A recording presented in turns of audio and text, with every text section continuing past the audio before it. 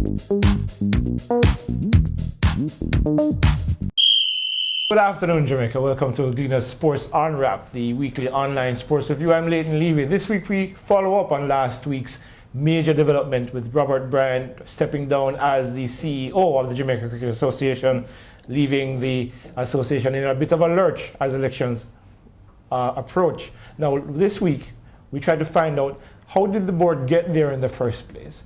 And of course, what can it do to get itself out of this mess as it tries to rebuild a sport that is rapidly cauterizing here in Jamaica, given the fact that we have so much talent, but not so much success in terms of building the sport, getting the fans back to the sport. We talked to Dave Cameron, a man who knows a lot about cricket and has been involved in cricket for years. He joins us in Sports Unwrapped after the break.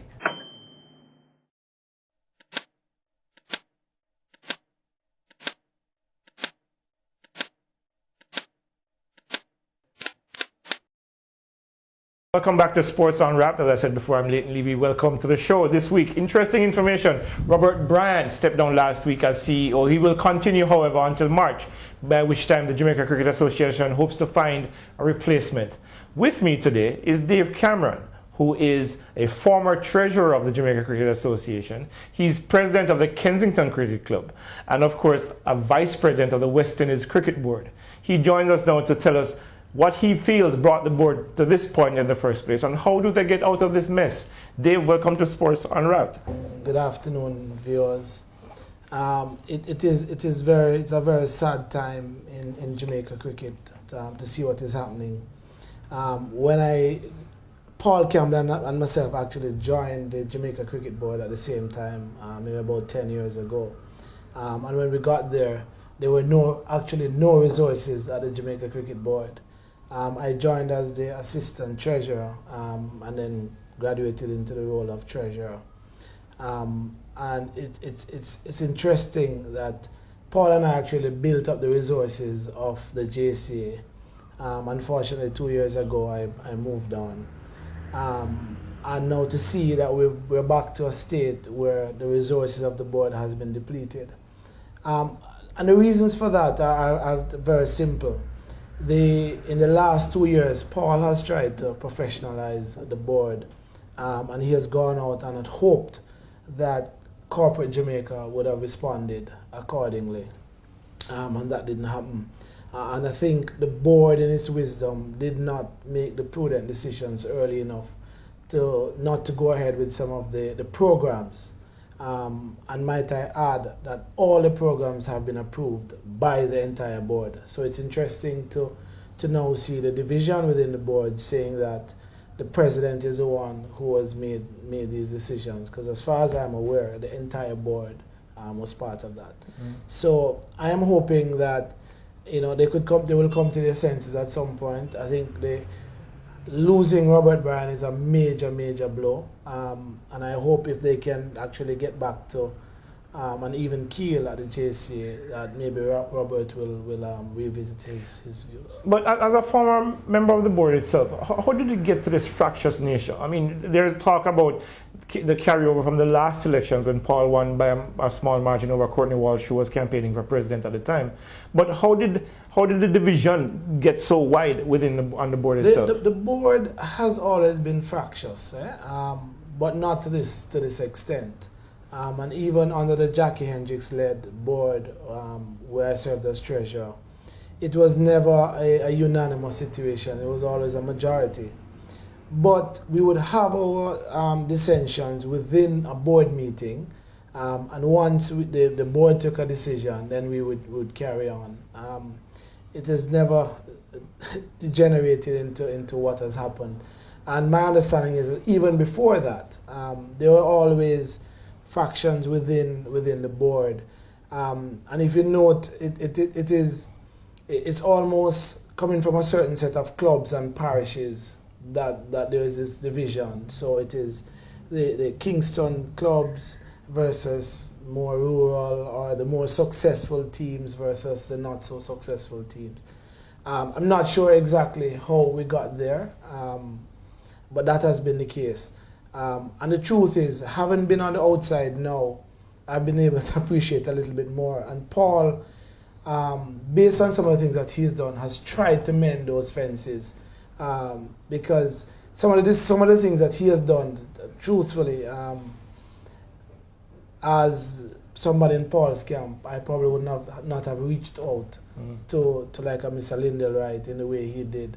As you're aware, Lindell is actually a member of the West Indies Cricket Board, and that's a decision that the board and Paul would have had to agree with for Lindell to be on the board. What do you make of the argument that while Paul has been successful as president, there are issues with transparency, the issues that keep coming up from time and time again?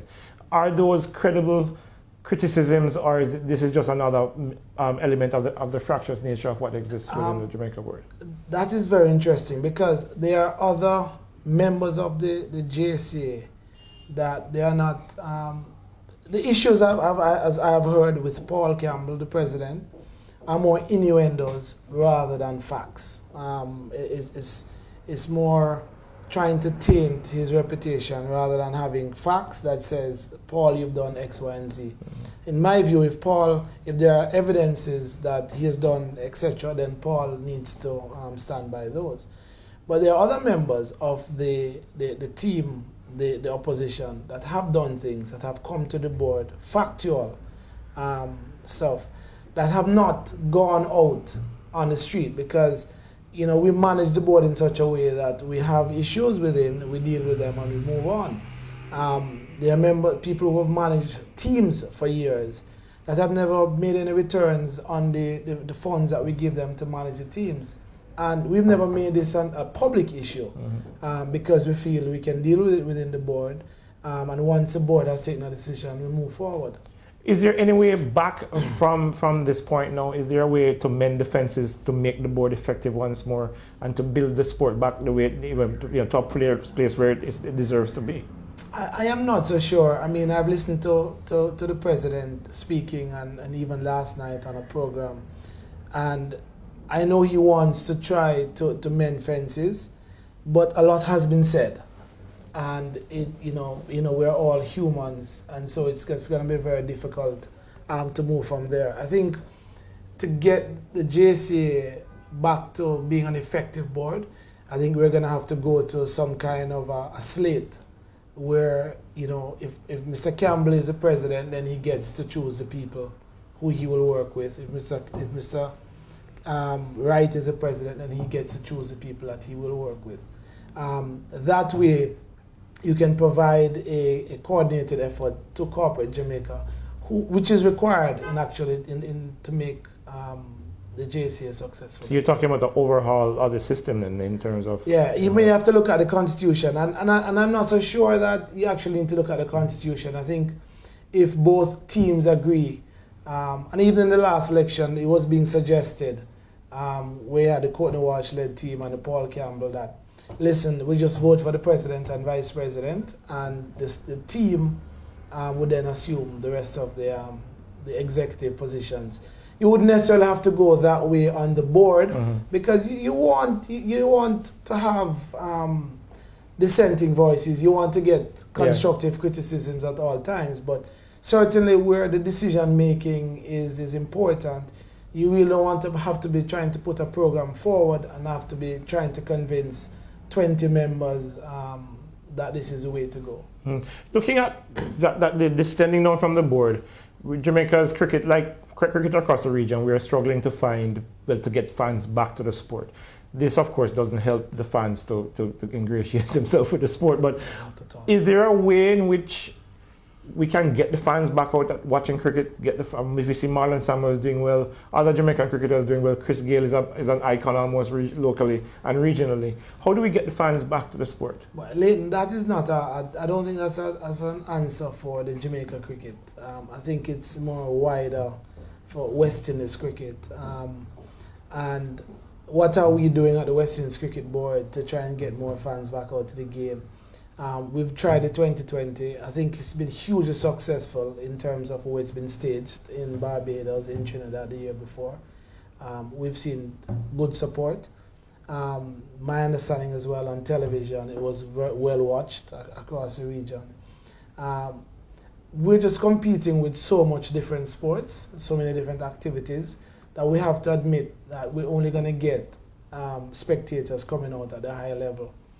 I think coming back to Jamaica, one of the things that I am trying at like my club level is to get my club like online, you know, Facebook, and just letting the members know what's happening. Because I think a lot of it is that members just don't know that, listen, there's a game down the road, because again, there's not enough resources from the GACA standpoint to be publicizing all events that are happening on a day-to-day, week-to-week basis. So I think every club has to take an initiative to invite their own members. They're not going to come for the entire day, but we do have, I feel, a lot of attractive players in cricket that we could try and get some players coming on. Another initiative that has been formed with myself as the deputy chairman with Wavell Hines, what we've done is form this Cricket Clubs Activity Committee. And the aim of that is to try and get all the clubs together and then have these events where we move around and get our club members all supporting cricket again.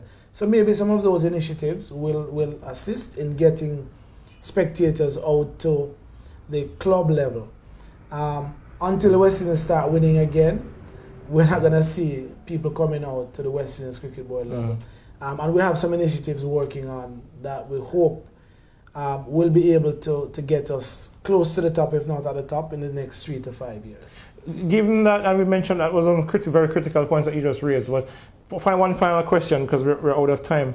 When you look at the fact that it is critical for the JCA to form partnerships with private sector companies to get the kind of funding necessary to push the programs that you need to push, this impasse, what do you tell them now about how do we get you back on board? Yeah, it's very, very difficult, and I think one of the ways to do that is, I think Mr. Campbell, Mr. Wright, needs to look at the major companies in Jamaica, the major potential partners, and I think individually or collectively they need to go and have these discussions with them, sit down and have those discussions, and really explain exactly what is happening. Because my understanding of the issues with the audit is a lack of management. I mean, I was treasurer for 8 or 9 years, and I managed the audit every audit, and we never had these issues, never had any issue at all. So it's one of lack of management, and of course leading to innuendo suggestions. But I think a visit face to face with the leaders in the corporate community could help. And after that being said, after the elections are over, is to appoint some of these key persons into positions, for example, chairman of your finance committee, marketing committee, etc. And that will hopefully help to restore some of the integrity in the process. You heard it from Dave Cameron there. Very, very insightful information about what the Cricket Board can do to resurrect itself and to resurrect cricket in Jamaica. After the break, we have our closing.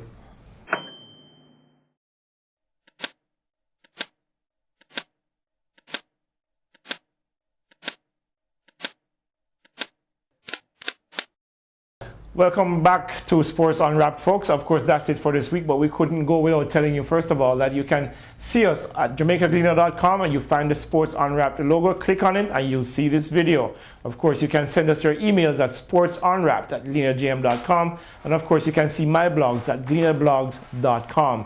Of course, the sports fact of the week. In 2007, Australia played Sri Lanka in the World Cup final here in Barbados, here in the Caribbean, down in Barbados, and Australia won their 4th World Cup. They were actually going to their 4th straight final.